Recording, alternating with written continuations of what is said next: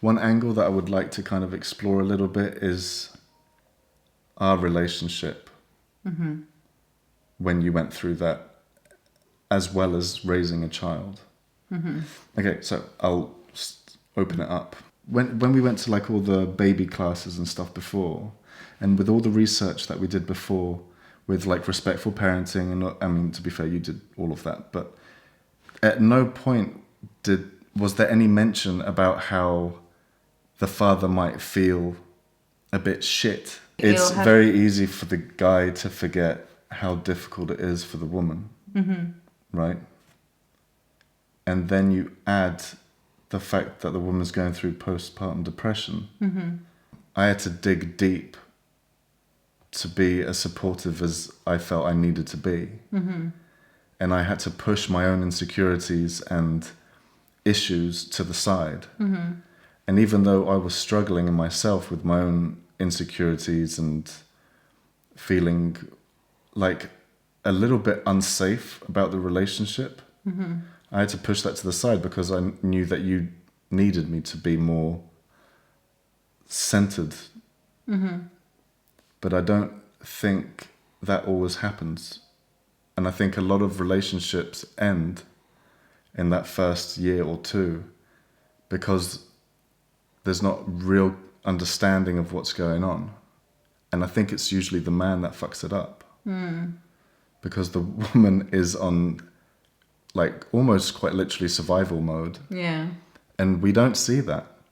Like I did a lot of reading and research and, figured it out that, yeah, you're not just having sleepless nights, but you're on duty 24 hours a day, and you become just like there to be the baby's, like, I don't know. It's a strange one to explain. It's like, I don't want like sympathy. And I don't think men should get all the sympathy.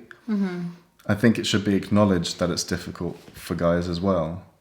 But I don't think it should be coming from the mum. Because there's no space for that. Yeah. But in a lot of cases, and especially in our case, because it was just us two and we had no family and really no friends around us, there wasn't any support from external places. And so my support was you and your support was me or ourselves. Yeah, right. And I think at times we both were on our own supporting ourselves. Yeah. Because that's the only person that could fucking do it. Yeah. Do you know what I mean? I hope that I was able to push through and be supportive where I could be when you needed me. Do you know what I mean? Yeah. Because I know that I was going through my own shit as well. Yeah. I guess I just wanted to mention all of that. Yeah. Because I think it's important. Yeah, no, it is. No, definitely, it is. It is. Couples used to raise children in a group kind of environment. Yeah, well, that's what's supposed to happen. Right, like more That's tribal. why they say it takes a village, because it actually fucking does. Yeah, and so when we were just on our own, it was like, wow. And we both had our own mental shit going on anyway. Men don't get classified as having postnatal depression, but I think there probably is an element to that as well. Because the whole dynamic for the man changes as well. Yeah. Suddenly, you're not my hero baby. Do you know what I mean? Like, whereas before the man feels like he's the most important person in their partner's life, and then suddenly that is not true. Yeah. And like men are needy sometimes, but you're in no right to ask for it. Yeah, right. I would love to hear like an honest view of how that dynamic changed for you when Bella was born. How much space you had for me at the time.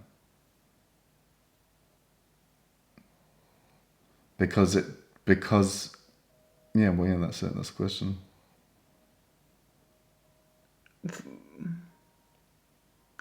Yeah, I mean, none.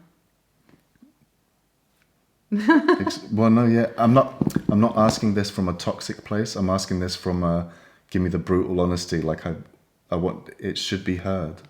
Right. I think other guys that, are gonna have just had a baby with their partner or are going to, they need to hear that. Yeah.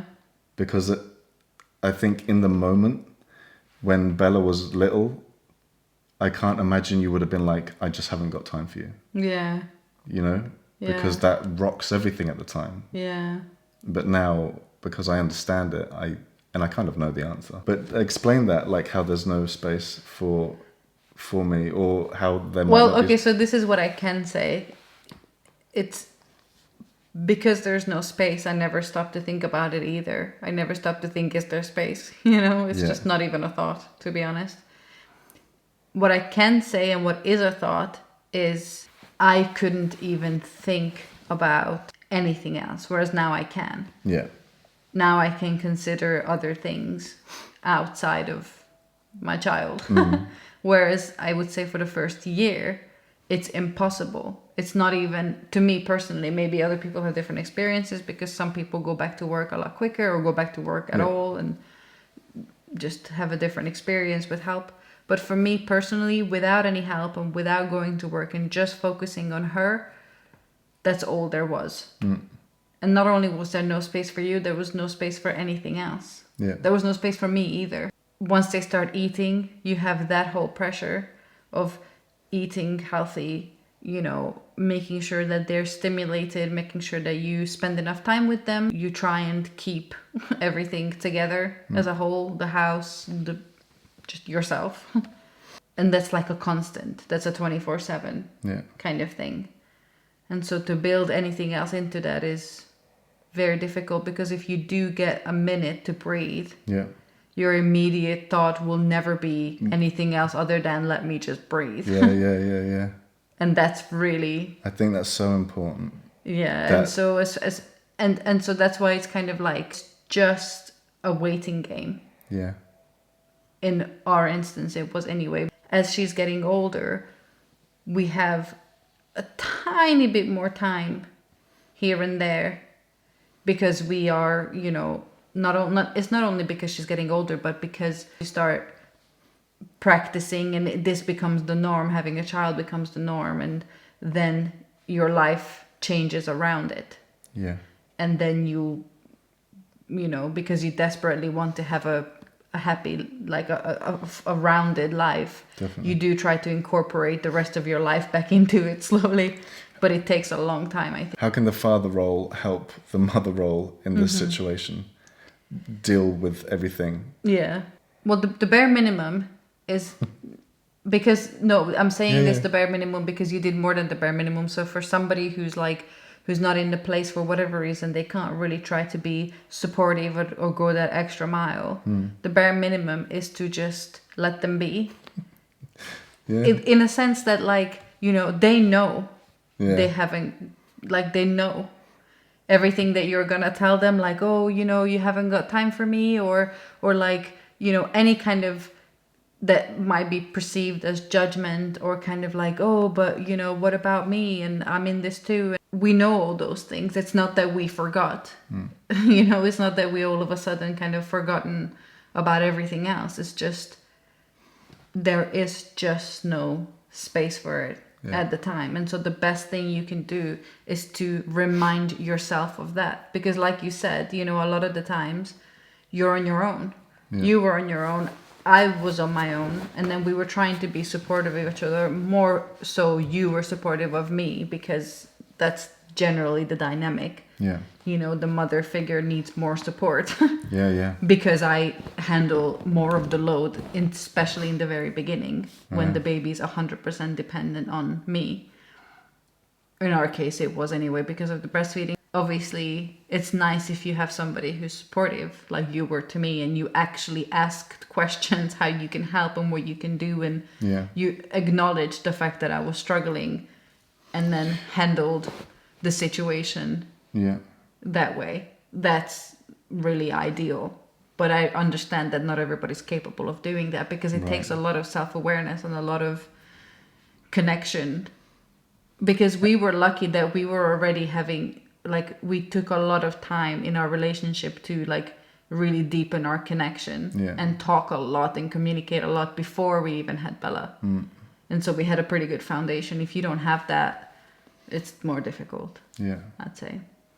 That's from my perspective.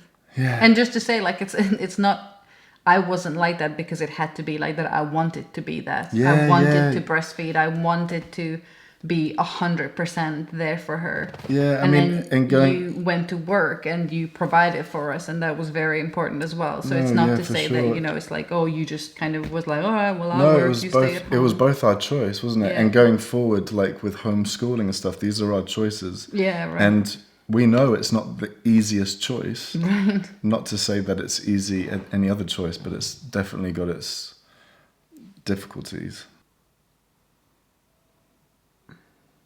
So beautiful.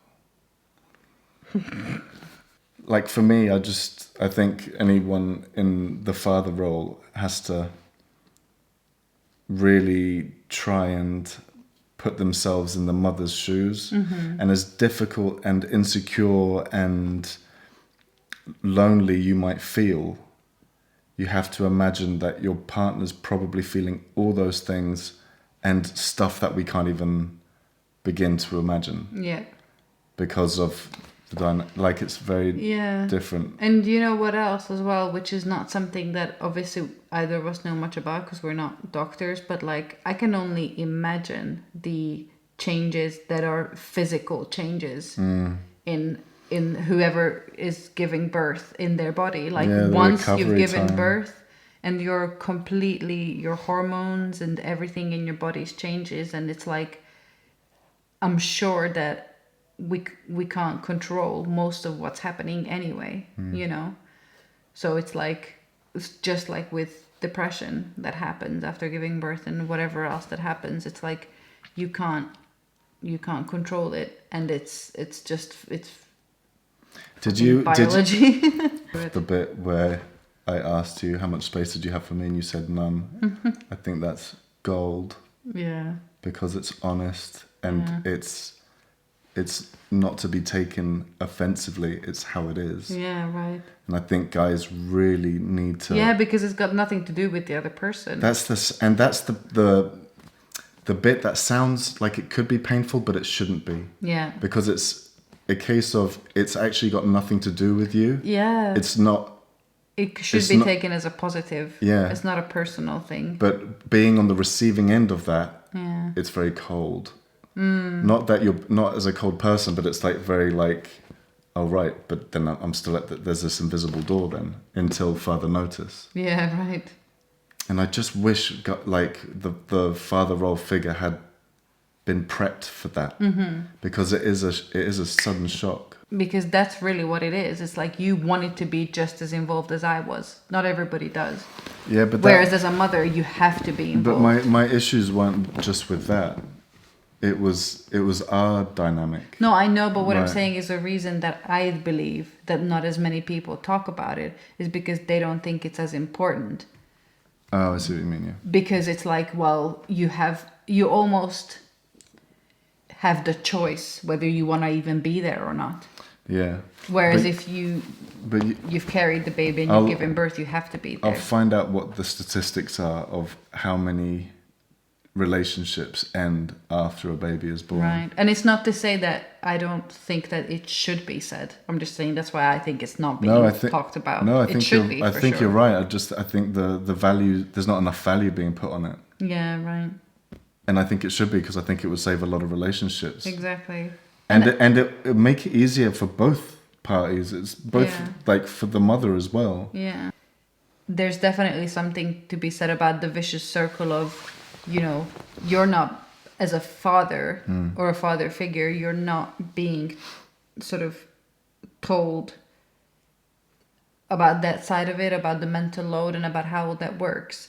And then relationships end. And then, you know, the stigma gets put more and more around like men leaving. And then men almost feel like that's just how it is after a while, and then it becomes like a vicious circle. It's like everybody says like, oh well, the mother's the most important, it's all about which it, you know, is, but I think then it becomes like, because a lot of men I've heard, and we've talked about this before, how many men we've heard say, oh, I'll talk to the baby when they're old enough, I'll interact with the baby when they can communicate with me, when they can talk to me, when we can play, when we can have fun. And Yeah. until then they kind of go, oh, whatever. And it's like, but I wonder if they don't want to get involved because nobody tells them. It becomes like what's the word? Self-prophesizing, where because that's how everybody thinks of it, it becomes true. Yeah, right. And it's like, I don't think men realize how much importance there is Right. with them being supportive and being in the baby's life right at the beginning. From the very beginning. Yeah. And then because you were so involved, you saw what was going on. You know what I mean? Yeah. It's difficult for men to see what's going on if they're not as involved as they it's could true. be. And then when the new mother is being a mother, she's just busy being a mother, and so then the guy feels like he's not needed, Right. and then she's not got the time or space to tell him, like, well, actually, you know, because you haven't really, it's not always up to the woman to tell the guy. Yeah. It's a lot of, I think this is why it is important, like you mentioned earlier, like for men to ask women. Yeah. And, you know, ask where they can help, what they can do. And it doesn't always have to be directly at the baby. It can be anything around the house or just little things. Yeah. What's the main takeaway from all this? But words of encouragement for new parents. Yes. It gets better. It does get easier. Don't be afraid to reach out for help Yes. to whoever. If it's not your partner for whatever reason, then your doctor or just literally anyone that will listen. Yeah. That's the first step, and that's the most important because it's so hard. And needing help is completely natural. Doing this just between the two of us for the most part is not natural. Like this No, is the it's hardest not. way to do it. We have right. zero help. And we're making it work and it's fine, but it's like if you have that, great, but if you don't, just asking for help is important. There's definitely no shame in it. There's no shame. I wish I had words of encouragement for potential new fathers. I don't want to say like push your feelings to the side because you've got to be there for the mother figure. No, and I don't think they should do that. I think what's important is that acknowledge how you feel, and acknowledge that it's probably harder for your partner than it is for you. And if you feel the need to express how you feel to your partner, do it in a non-judgmental way. Yeah. And don't do it with any expectations. Right. Because it's not, well, first of all, it's not healthy to do that, but also it's not fair. Whenever you can help it, try not to have a conversation in a heat of a moment or when, you know, when it's not a calm environment and if you're acting on emotion and all of that stuff. Yeah. The best way to go about any problem solving in any relationship is to do it in a way that's like non-judgmental, as objective as possibly like humanly possible. Yeah. And as difficult as it might be, try not to let things fester. So if something's bothering you, don't wait 3-4 months before mentioning it. That's also a lot easier said than done. Right. Keeping those things in mind. And enjoy raising your little bubba because it's the best thing, isn't it? Yeah. Especially when they shit on you. Projectile. Or on your back. Got it. We've got the I ending. need to pee so bad. Yeah, we're done. Like But this. the thumb never goes further back than that. It's just... If you find value in this video, let us know in the comments below and mention other topics that you would like me and Briggy to talk about potentially, because this will become a series that we'll do more of. Cool.